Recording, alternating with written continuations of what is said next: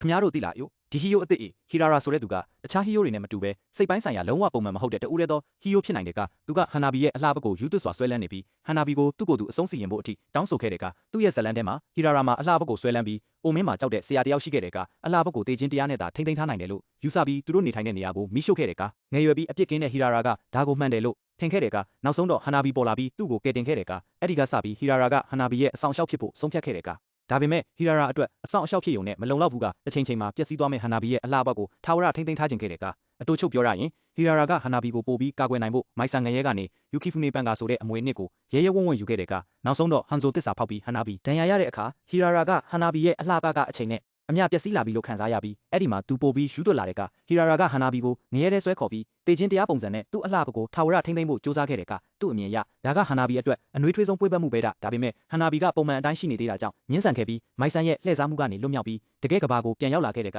ဟီရာရာကလက်မလျှော့ဘူးကသူယူကီဖူနေရဲ့တစိ့ကိုဖျက်ဆီးပြီးတကယ်ကဘာကိုပြန်လောက်ခဲ့တဲ့ကဟန်နာဘီကအံ့အားသင့်သွားတယ်ယူဘာလို့လဲဆိုတော့တေပီလို့ထင်ထားတဲ့သူ့ရဲ့ငယ်တငယ်ချင်းကငရဲကနေရန်သူအဖြစ်ရုတ်တရက်ပြန်ပေါ်လာလို့ပဲဟန်နာဘီကဟီဂန်ဘာနာနဲ့တိုက်ခိုက်ခဲ့တဲ့ကဒါပေမဲ့ဟီရာရာကအဲ့ဒီတိုက်ခိုက်မှုကိုလက်ခံခဲ့တဲ့ကအဲ့ဒီမှာဟီရာရာကဟန်နာဘီကိုသူ့ကိုယ်သူအဆုံးစီရင်ဖို့အထိတောင်းဆိုခဲ့တယ်ယူဘာလို့လဲဆိုတော့ဟန်နာဘီကလည်းသူ့ကိုယ်သူထာဝရထိမ့်သိမ်းထားခြင်းတယ်လို့သူယူဆလို့ပဲ